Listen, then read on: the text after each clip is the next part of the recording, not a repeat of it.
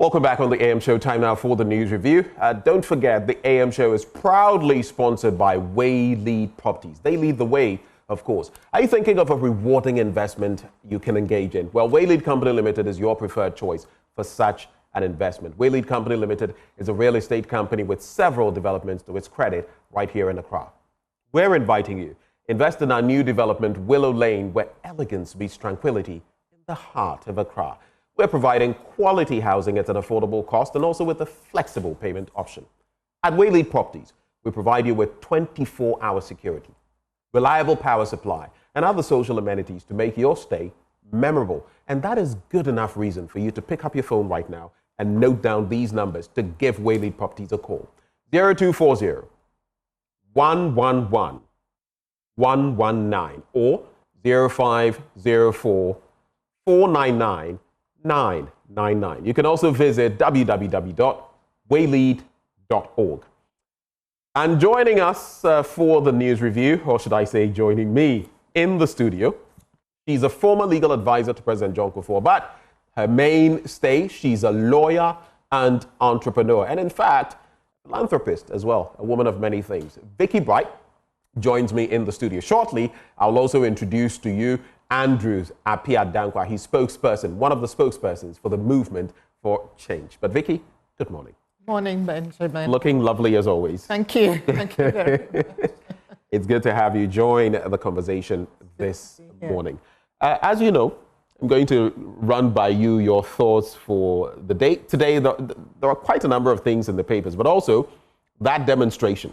The big demonstration. Yes, the big demonstration, the New Patriotic Party, the National Democratic Party, the LPG, the PNP, all of them saying they are coming together to demonstrate against, to protest basically the suspension of Her Ladyship, the Chief Justice. Some say it's much ado about nothing. Some say it's a defense of our democracy. I don't know what you make of it. Where do you stand? Well, you know, it was interesting because it started off as just an NPP thing, and then now some of the smaller political parties are involved. My take on this is that the rule of law does not change depending on whether your party is in power or not. There were we have seen examples of this same Article 146 being exercised by previous presidents, including the NPP's own president, the former president, Nana Akufo-Addo. And it's interesting that nobody complained at the time. All these people who are now protesting, I didn't see any complaints. Authenticity is important. If you're going to be believed and you're going to be taken seriously, then you have to demonstrate an appreciable level of authenticity. I know it's sometimes difficult in politics, but you have to do that to be taken seriously. And there is a little bit of, I don't want to use the word duplicity or hypocrisy involved here, because where were all these people when Nana-Addo was exercising his own powers under the same Article 146 and removed 4 judges of the superior, courts of judicature? We also have the Charlotte Oxley example, her and her deputies. I think 2 of her deputies were removed. So, it's not as if we haven't seen this before. We have. So you cannot be silent when it suits you. Right. You are either going to be consistent in your defense of judges or of various provisions within the Constitution and their enforcement to buttress the rule of law, right, or you keep quiet, because otherwise, Ghanaians are very intelligent. Ghanaians are intelligent. I mean, some of the most intelligent people and brilliant people on this continent are Ghanaians. Okay. So you cannot keep underestimating the intelligence or the intellect of Ghanaians. Okay. So that is my take on it. Be authentic, or just, be quiet. All right. She speaks about authenticity, duplicity, and hypocrisy. Before I come to Andrew Appiah Danquah in the studio, very good morning to you, Andrew. How are you? I'm doing great. Okay. I'll come to you in a bit for your take, maybe on that matter and something beyond. But let's go to the Supreme Court, the forecourt, if you like, where my colleague, Sweetie Abochi, is standing by. Sweetie, what are the scenes this morning? Just one arm of government. Case in point, the suspension of the Chief Justice Gertrude Isaba Tokonom over the establishment of a prima facie case by the Council of State against her. Now, because we are here, I want to engage some of the people here and understand why they're pouring in, because we understand it's not only the New Patriotic Party, there are other political parties that are aligned and they're all gathered here to do this. So let me talk to some of the demonstrators here to understand how they're feeling and exactly what they hope to achieve at the end of the day. Good morning and thank you for speaking to us. You're live on Joy News. Tell us your name. I'm Benjamin. Benjamin, what brings you here this morning? Okay, I'm here for the demonstration. I mean, with the demonstration of the illegal, should I say, the alleged removal of the CJ. So I'm here. Well, it's not alleged. She has been suspended. I mean, from the suspension, after the investigation, then it goes to the next step, which is the removal, which we are fighting against, because now that's the third arm. That's actually the third arm of government, which is the legislature, judiciary, the executive, the legislature, and the judiciary. So if you are politicizing our judiciary now, then what's next?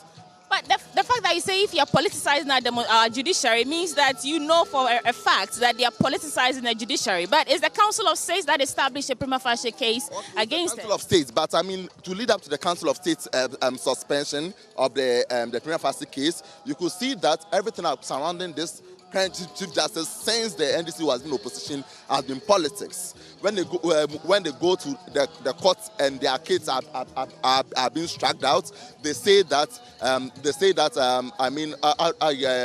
anonymous FC, which actually meant that from the onset they have tagged the CJ to be an NPP person from the onset, which has been very, very bad. Have you followed the petitions, although they've not officially released them? Have you followed some of the ones that we've have been leaked so far? Yes. And some of the cases that have been raised against her, like sponsoring a private vacation and paying both her spouse and child per diem, does that sit well with you as a citizen of this country? When you look at the Constitution actually gives space for, traveling of... Yes. Well, you're live on Joy News. Well, I don't know what's going on, but it appears we cannot speak to some particular people on over here. They just yank him away. But I'm going to try and engage some other people. Can you speak to us? Tell us your name. I'm Ken. All right, Ken. I don't know why your friend or colleague was pulled away, but you tell me. We're just trying to understand why we are doing all this. Let's move and then get this interaction going. So, from your understanding, exactly why are you protesting here this morning?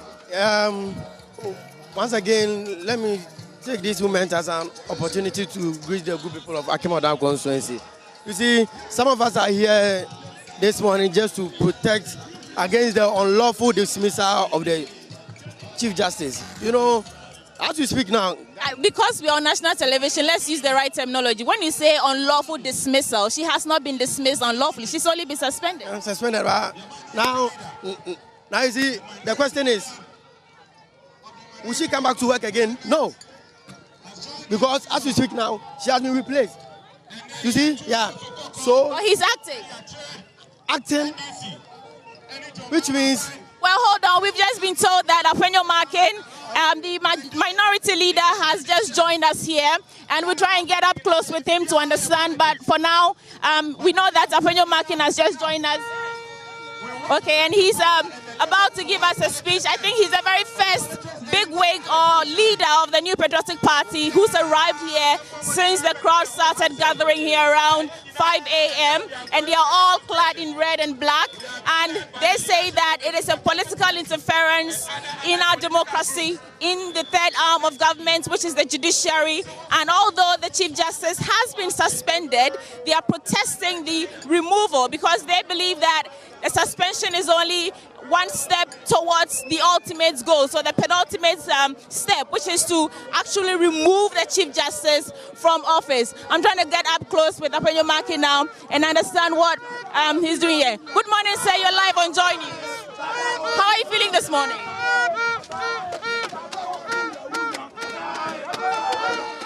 Are you impressed with the crowd so far? It doesn't appear Appiah Danquah wants to speak to us yet. Just a word from you and then we can go. Honorable, are you impressed with the turnout so far?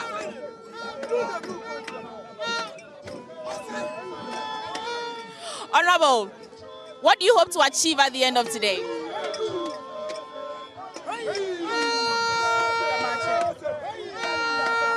You're live on Joy News, Honorable. Well, it doesn't appear Appiah Danquah wants to speak to us just yet. Will you at some point give us a speech? I am protesting at Joy FM. You treat my brand unfairly. You have made me a target of social media ridicule. And I want Joy FM to change that attitude towards me. I've written a protest letter to you. You invite me on your program, and then anytime you invite me on your program, you have people on your online platform who deliberately destroy my. Honorable, we'll deal with that later. How about today? I'm dealing with it now, because any word that comes out of my mouth is likely to become another agenda setting. Correct it. Let's be fair. Joy FM, be fair. You invite me to your program, I come and you try to do that. Change it. It comes across that way, but we are only reporting what we see and hear. Oh. Well, there you have it. That is the minority leader, Appiah Danquah. He says he has a bone of contention with the channel because, according to him, he's not really pleased with how our reportage. Well, we'll get into all that later. But I want to engage the people who are actually here. I want to get the understanding of exactly what's going on, whether they're pouring here at the park opposite the Supreme Court to really do something needful. Thank you for speaking to us. What's your name? My name is Appiah Danquah. Appiah Danquah. I was talking to some of the people here, and they're calling this demonstration a protest against unlawful removal of the Chief Justice. What do you say? Why are you here? Well, like we are saying, we are here to save the judiciary. Because, like we do know, our judges, they can't speak for themselves. Okay, so, but this is a thorough assault on the judiciary. And herein symbolized by the CJ. And we've seen this in Ghana before. This was way back in 1963 when Kwame Nkrumah had to kick out Seako Kosa. Okay? We didn't think that we are going to see something in the 21st century where we've had how many decades of democracy. So this actually is a shocker to us. But well, the president being aided by the Council of State, we are saying that they being constitutionally supposed to serve as elders to the presidency. We are saying that Sankofa and whatever decision they've taken, we are praying the president that rescind that decision of suspending the CJ. So two things. First, you said that the removal of Akukosa, and you cited some other issues. So the question is, if there are genuine grounds that the Council of State have established that the criminal fashion case, that doesn't mean that she's completely guilty. It just means that there's a need to probe further. Why are you protesting? Why are you protesting our democracy to take its own course? Because we have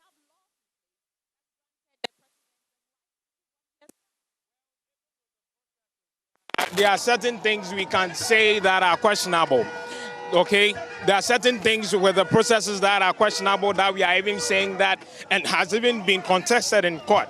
So even with the process, there are some questions to be answered with that. But one key thing I would say, okay, from the scriptures, it says that but I like that. Yeah, let's put a pin in it for a second. And we have the leader of another. Remember, I said that it's not only the opposition New Patriotic Party. There are other political parties here as well who are aligned with the cause. And we have the leader of the National Democratic Party. Is it right? Great. So tell us your name and tell us the intention behind your appearance here today. Yeah, thank you very much. I am Alhaji Mohammed from Pong, the flag bearer and the candidate in the Just.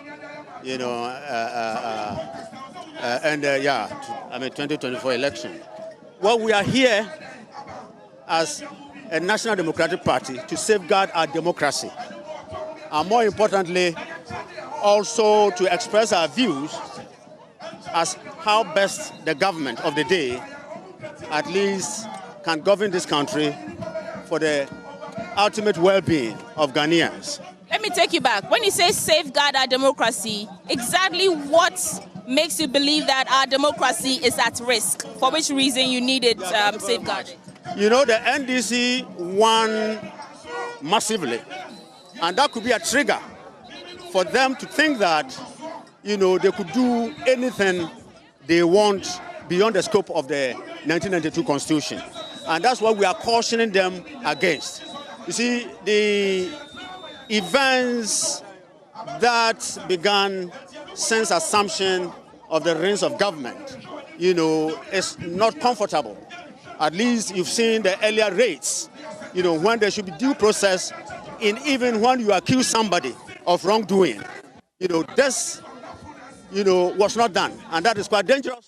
Two, should I say, arbitrary retrenchment that took place. I don't even know the statistics, but that is now running in the thousands. And that is even sufficient to impeach the president, because you are cutting livelihoods of people. And that is even more serious.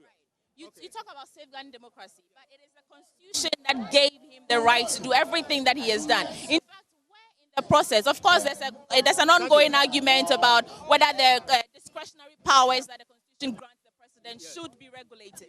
But what exactly has he done wrong? Because you're talking about the Constitution, and he's done everything in consultation. All right, and that is my colleague Sweetie Abochi live on the ground there. She's currently speaking to the candidate for the National Democratic Party in the 2024 election. And he says because of the large numbers that the NDC has in Parliament, he is hoping that they will not go beyond the scope of the 1992 Constitution, or suggesting they have. That's an interesting part. Gentlemen, lady, it's interesting, right? We had our own thoughts simmering through our minds in the studio.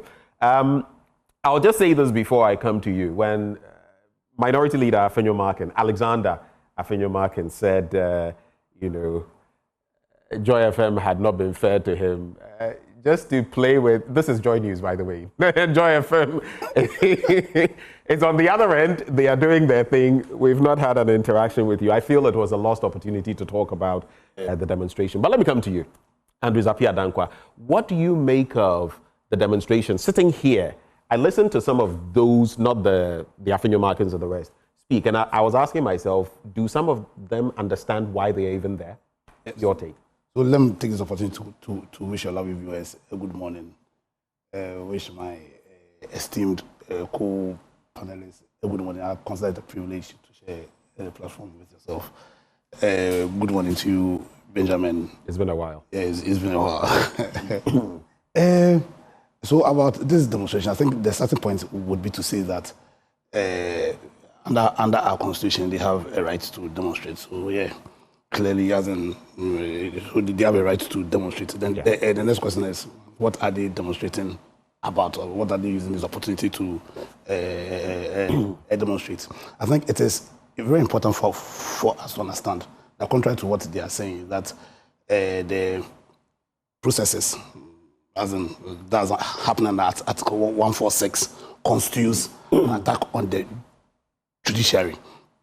Contrary to what they are saying, my personal view is that the process represents a fulfillment of one of the abiding principles of our constitution, the principle being the principle of accountability and probity. Because if there's one abiding feature of our constitution and about the rule of law, then it is an understanding that nobody is above the law, and that for us to guarantee for ourselves the rule of law, then it's important that we build a political culture that will hold political leadership accountable. And in my view, that's what is being played out. And so, contrary to what the NPP want us to believe, what is happening isn't an attack on the judiciary. But if anything, you're a lawyer. You say what is happening is not an attack. It's not an attack on the judiciary, because, like I'm saying, one of the abiding principles that underpins our constitution is the principle of probity and accountability. And so when you read through our constitution, you find that you have Article 69 that provides for how, for circumstances under which the president himself can be removed. You have Article 97 that deals with how the parliamentarians can be removed, and 146. You understand? And also, in the spirit of the rule of law, we have the process by which this can be done and the substance of it. And for me, I'm struggling to see where the president has erred in terms of the process. Because the president doesn't deal with the substance. He deals with just the process. And also to add that, as I'm on all fours with what my learned senior said, in terms of adhering to some, as in, what she called it, hypocrisy. She used the words authenticity, that they have to be authentic from what has happened in the past. Duplicity, suggesting two-faced, and then hypocrisy. Yeah, because as in, we were all here sometime in 2018 when this same Article 146 was being used by President Nana-Addo in the case of Shadow. But the question is, two wrongs don't make a right. So was it wrong then? If it was, should it be applied now? Or do you think it's being applied again? No, so what do you stand for? Because at the end of the day, their argument is that it's an attack on the judiciary. So they didn't find anything wrong when it was being applied in 2018. You must stand for something. And the double standards here is quite worrying. In my view, what is really under trial is principle. Because if you principle is under trial. Yeah. That's interesting. What is under trial here is principle. Because at the end it's the principle of it. Because principles don't change. Yes, principles never change. Right. And so if really your demonstration is a deep-seated fidelity to the principles of the rule of law. You understand? Then in 2018 you should have had an issue with the process. So for me, it's sad that a major political party, and I think I want to add, as in the good old days when Honorable Vicky President were at the Home of Affairs, then people would never have undertaken this stand. But the party, the value set of the party has been so altered that we all don't know what the party stands for. And I think it's necessary that I quote the words of Martin Luther King when he said, if you are a man and there's nothing that you are ready to die for, you are not worth even living. You must stand for something.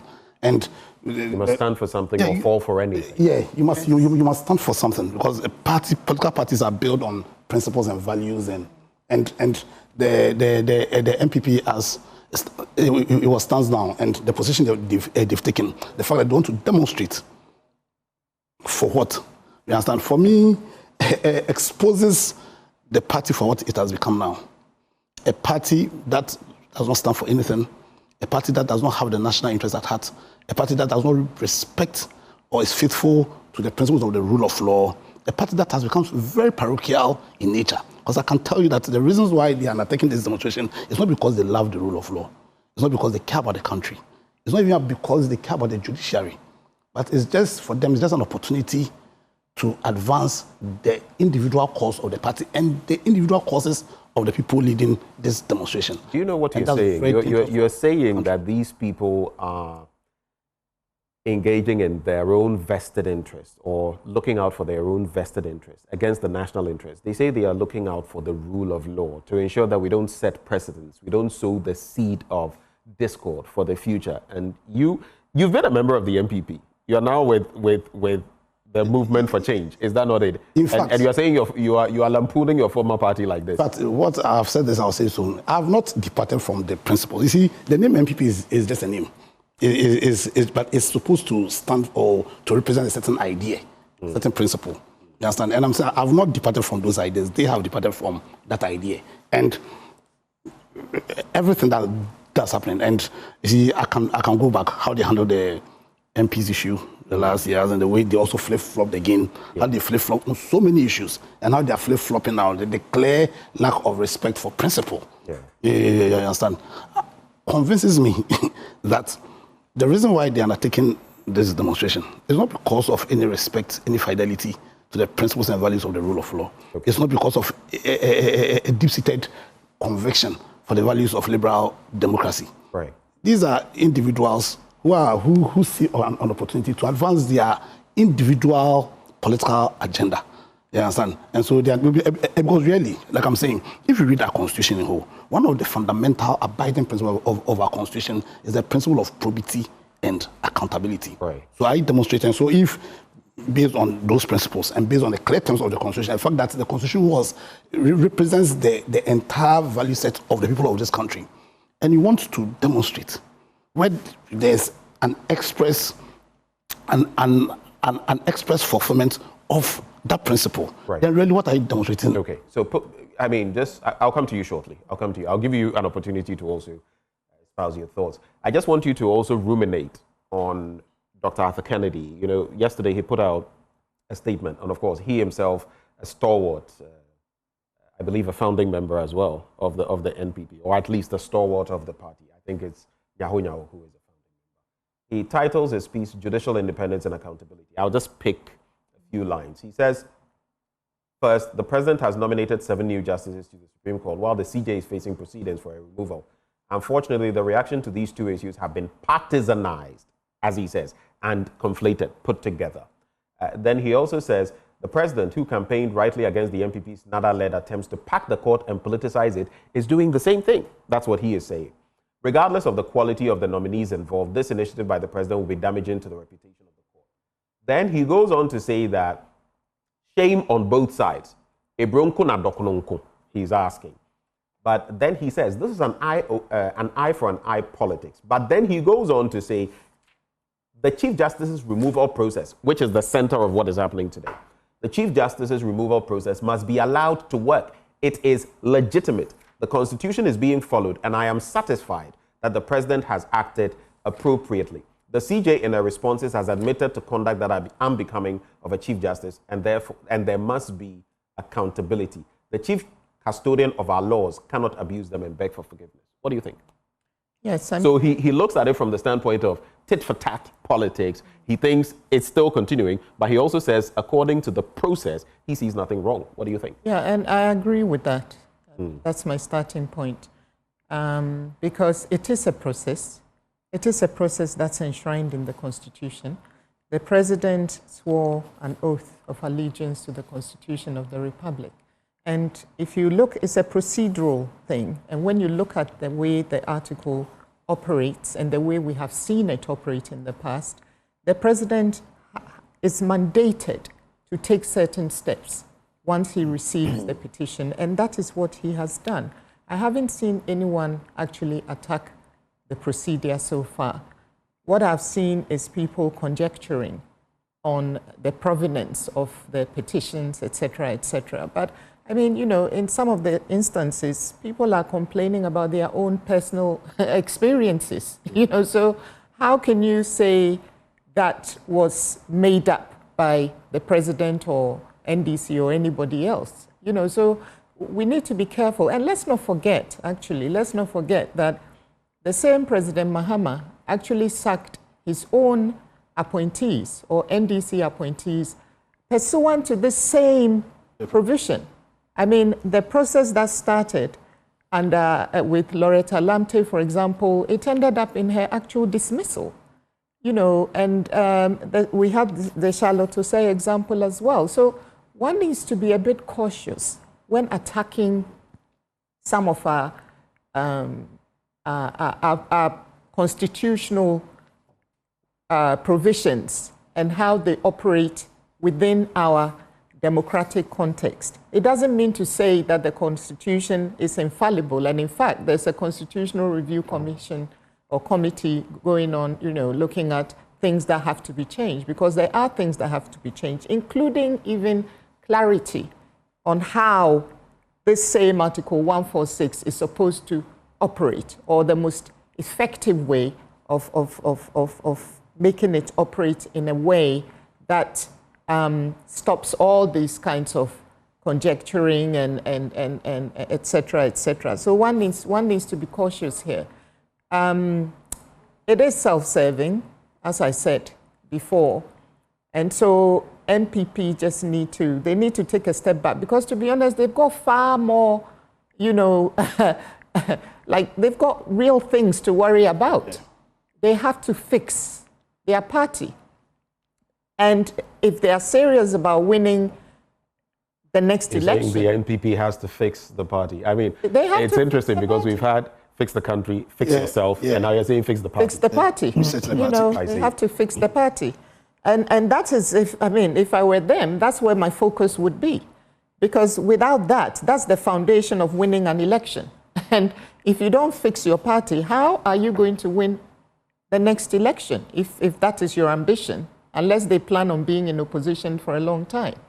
You know, so I've said this before, that, you know, it's not every battle that you have to fight. Sometimes you have to lose some battles to win a war. And really, is this a battle? I mean, I don't see anything wrong so far with what the president has done.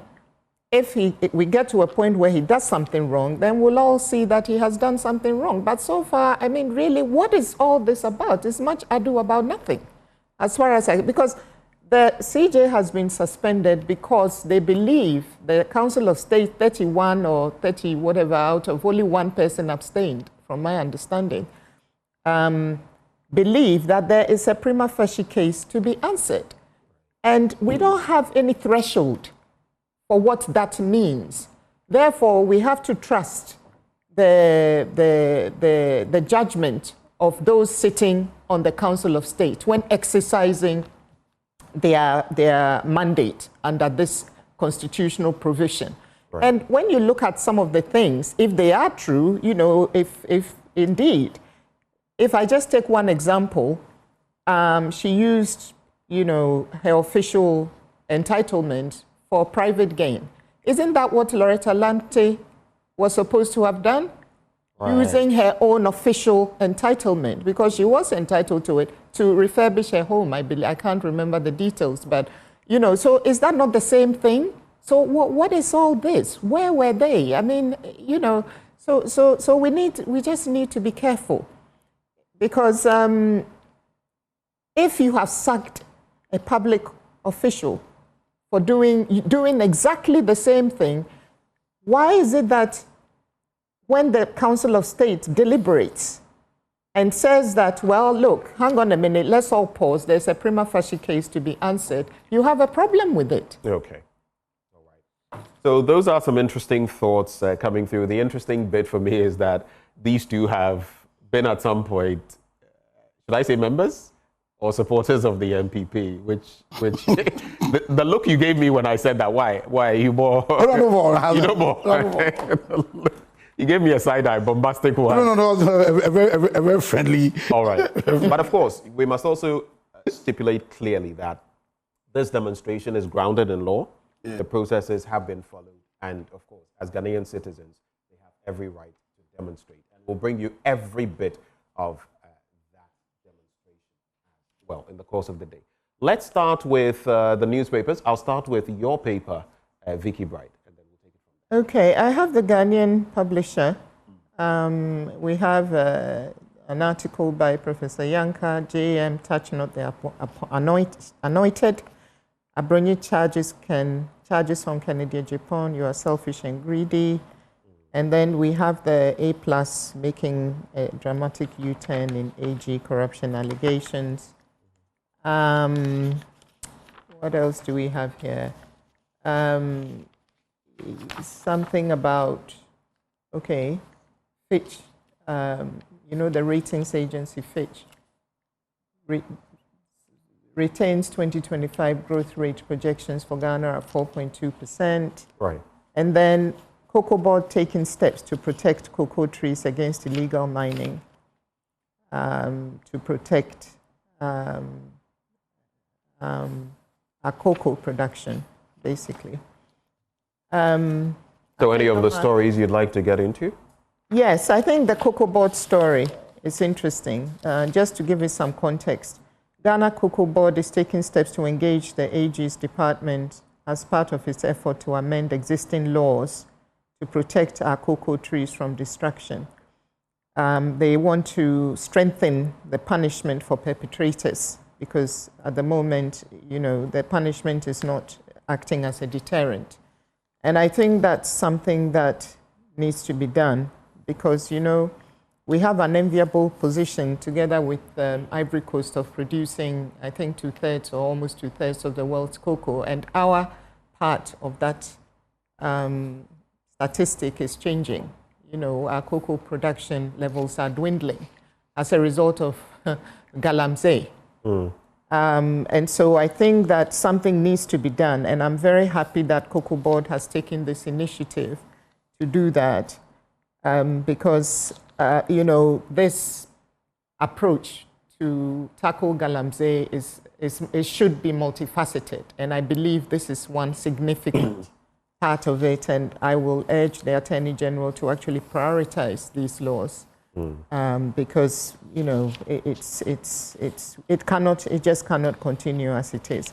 You know, in other countries, trees, or even here in Ghana, certain trees are protected. You can't just go and cut them. You'll get in trouble with the law. So if we can have the same level of protection for our cocoa trees, I think it would help. People won't just sit at home and watch galamseyers come and take over their cocoa farms and give them money every month. You know, and that money, by the way, pales into insignificance compared to what the galamseyers are actually making. But then, you know, it's more than they make from the farm. So I think, yeah, this is something that I'd like to talk about. And then we have Appiah Danquah demanding an apology from Joy FM, which you mentioned earlier. Right. And Ghana, yeah, the government is developing. You can actually get into that story. Appiah Danquah demanding an apology. Okay, yeah.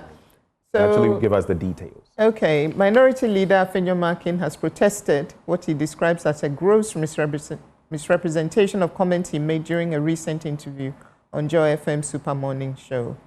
In a formal letter addressed to the media outlet, he said that he condemned a headline attributed to him that suggested he had endorsed the NDC as a sellable brand. According to him, that headline was inaccurate and created a false impression that he was endorsing the NDC, stating, and I quote, "It strips my comments of their full context, misrepresents my intent, and unfortunately exposes me to unfair public criticism and political mischief."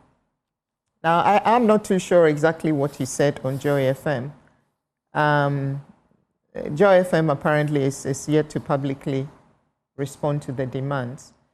So what I gather is that obviously he will not come out and say, I am in full support of the NDC, being minority leader and a doyen or key representative of the NPP. But it was a quote card. And on a quote card, I think you've seen some of them, Vicky Bright, when we've quoted you. We cannot put everything you've said on a quote card. It's a piece of what you've said that will be put there, which I believe has become the bone of contention. But let's allow him to also express his sentiments. I mean, no grievances. We shall allow him to express his sentiments. And if anything will be done, it will. But I also know that we have our policies here, and if anything had been done in the wrong, certain actions would have been triggered. That's above my pay grade. So I will leave those who are in charge of that to deal with it. I simply wanted to correct, though we are all under the same umbrella. Sometimes people call into the show and they're saying Joy FM, Joy FM. Joy FM is radio. We are TV. We are not dissociating ourselves from them, but if you are annoyed with radio and so you will not talk to TV, then that's just it. Anyway, other stories. The headline has been changed anyway. Right. Okay, so maybe your reactions to these stories. Any interesting? I think the cocoa one. I think as a country, we need serious conversation on the cocoa issue for a sector that has been the backbone of the economy for a very long time, and the extent to which cocoa productivity is dwindling. I think even last year they struggled to raise what's called a syndicated loan. Inspector of the economy, but that's a clear indication of how the low the sector is sinking. I think we need to have a conversation whether or not probably we need to deregulate it as in to invite more private actors there. You understand? Because essentially, why would the cocoa farmers sell their cocoa farms to galamseyers? Because probably they are not making enough economic gain there. So I think as a people, in the spirit of the reset agenda, we need to have a conversation about the cocoa sector and probably take make a lot of radical decisions to salvage the sector because I think it's going downhill, and we need to. So I think that if there's, we need to, as in, there must be a conversation, a serious conversation on the cocoa sector. I have seen. Oh, please go ahead. No, I was saying that it directly impacts our GDP, and also other countries like China have started growing cocoa. So, I mean, I've spoken about that before. China's is very minimal if you look at it. It's more experimental. What we should be worried about really is South America. You know that initially. South America, yes. I have looked at the trajectory from I think the 1950s all the way to now. In the past, there was something on that. And we've always, been in there and all of that, especially from a certain period. But at a point in time, the South American countries were the biggest. Brazil, I think, Ecuador, Colombia, all those nations were, even I think Peru, all of them were growing it. And then there was some disease. I don't know whether there was a disease. Swollen shoot. Swollen shoot. Yeah. I was about to say, but I wasn't so sure. There was something that swept through, and South America literally, that industry collapsed there for decades.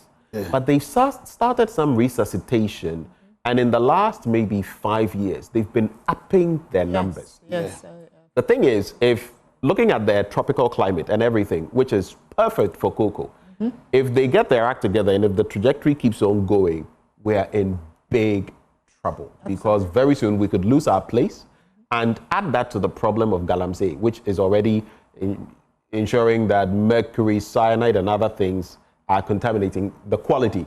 Remember, it's not just production. We've always ridden on quality, premium cocoa. Yes. So if you lose out on both ends, people may stop purchasing your cocoa because, we think it's a bit more polluted now. And then you are losing out on the numbers. That could mean literally a collapse of the industry.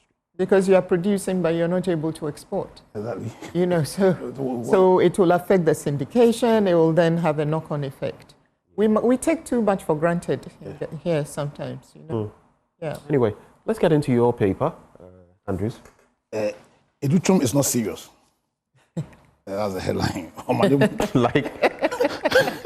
It sounded like it was coming from it sounded very much like it was coming from you. That's the Inquisitor. The Inquisitor, that's Educhum is not serious. Okay, we'll find out why it is saying that. I've seen a few things, but you will find out why it's saying. Omanibuama Pamel's minority over military reshuffle. An MP boss IGP plots to curb for diversion. 0.1% can't speak for GPA. That was you. This is Appiah Danquah. That was you. That was my brother. That was you. I was actually going to go to that, but I will want you to read that story when you get there, because I actually read what you said, and I was going to ask you anyway. But let's get into the stories. So I think the Educhum one. Okay. So why are they saying Educhum is not serious? Former Minister of Education, Dr. Yao Osei Educhum, appears to be a big-time joke as far as the flag bearership race of the New Patriotic Party towards election 2028 is concerned. The former minister is just not too sure of himself to the extent that he put his own Facebook post touting himself as the best person for the NPP in 2028. Dr. Educhum on May 1st, 2025 had touted himself in a lengthy success he chalked as minister and why he is the best man for the NPP going into 2028.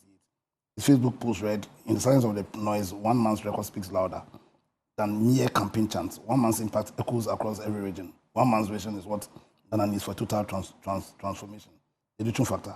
However, just as the Facebook post could generate the needed discourses and reactions, the post was put down, making political observers question the seriousness of the former education. Okay. Or on that point, though, I mean, we've seen these flyers or whatever. How do people know it is? Because you know that in the past, people can even use your image, put a flyer up. I mean, we've seen even joking ones in respect of musicians and all of that. But so how can we be sure that it's even emanating from Educhum? So let's go to the Omanibuama one. Okay, all right. Minister for Defense, Dr. Edward Omanibuama, has dismissed allegations by the New Patriotic Party's mighty minority in Parliament that the government is unjustly removing senior military officers, describing the claims as out of touch and lacking merit. In a Facebook post on Thursday, the minister responded sharply to concerns raised by the minority, led by Alexander Afenyomakin during a press conference in Accra. The minority had alleged that the dismissal of certain military generals was politically motivated impose a threat to the professionalism of the Ghana Armed Forces. Dr. Boama, however, called on the minority to get serious and respect established military protocols. He accused them of either being unaware of deliberately ignoring long-standing precedents regarding military command transitions. I think the last story is 0.1% can't speak for GBA. Private legal practitioner and spokesperson for the Movement for Change, Appiah Danquah has... I said, private legal practitioner. Appiah Danquah has criticized the Ghana Bar Association over his recent statement opposing the suspension of Chief Justice Gertrude Tokonu, calling the move both preposterous and unrepresentative of the wider legal community. Speaking on the matter on Channel 1 TV's The Big Issue on Saturday, May 3rd, Appiah Danquah questioned the legitimacy of the GBA's position, arguing that it does not reflect the views of the majority of its members. Okay, I think you can stop there. Let's maybe start from there. You say 0.1%. I don't know when you did the calculation. Did you do the calculation? Actually, it's 1%. And 1%. Because there are about 5,000 lawyers in Ghana. So 47. 47. So it's even less than almost 50, right? Even less than. And you see, since 2002, the Ghana Bar Association has never called for a mid-year conference. Yeah, since 2002. Yes. Okay, so some 23 years. And so did this come as a surprise? Suddenly you call a media. Suddenly. And Appiah Danquah. You call. No. Let me get to the bottom of this. I smell mischief. No. Are you saying that? No. You see, hold for me. You say since 2002. I think the Ghana Bar Association has never called for a mid-year conference like this. Yeah. Are you suggesting that this conference was called so a certain resolution can be reached? Because they discussed so many things there, including even what we've been talking about, Galamsey. Listen, based on, and that was since 2022. So, in fact, I can make an argument that the fundamental reason why they called that conference was to do this. Since 2022. You're a lawyer. You don't have the evidence to back this. I'm giving you. You're only surmising. No, I'm saying that since. You are conjecturing. I'm saying that since 2002, the Ghana GBA has never called a mid-year conference, more than 20. And so then the first time you call a mid-year conference, you come out with this resolution, especially after the GBA had issued a statement a week before, and your resolution departs from the content of the statement the GBA made earlier. So is a GBA confused? So you make a statement which simply was the fact that ensure that the rule of law is guaranteed. Which was fine. Which was fine. Then you suddenly call a mid-year conference. And then you come out with this statement as asking the president to, on what authority? And 44 members. 44. Well, I heard 47. In fact, I've heard 45, I've heard 47. You are now saying 44. Let's say 47. 47 members go, and you go and make this statement after calling a media conference, which you've never done for about 20-something years. Then they add the Boku thing just to give it some. Listen, let's be serious here. See, GBA over the years, the word GBA stands in the politics of this country. We should not reduce, or we should not give an impression that the GBA is at the beck and call of a certain political party, because that's the impression, and there's politics. Impressions, perception is everything. Yeah. So, if for over 20 years you do not call a media conference, and when you call, and it's to, and I take this agenda, come on, 47 members. But nobody said that you should. Did you attend? You did not attend, did you? No, so I asked that do they have a quorum? And they tell me that I have raised this matter of quorum before, but that they decided the quorum.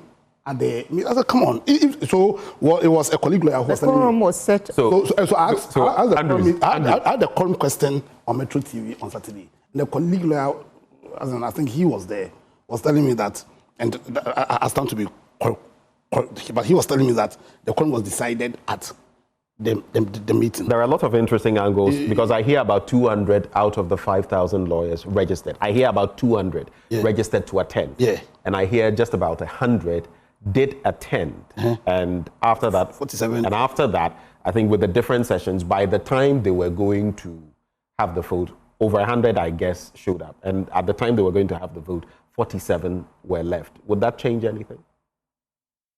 At the end of the day, 47 people You know, Oh, I think you're right, because I think it also includes the 5 people who said no, who voted no, right? Yeah. So it may be, is it 42 And or something, and then that's why, with many abstentions as well. That's why I don't even want to go into the merits or not of their statement. But at the end of the day, the statement departed fundamentally from the statement earlier.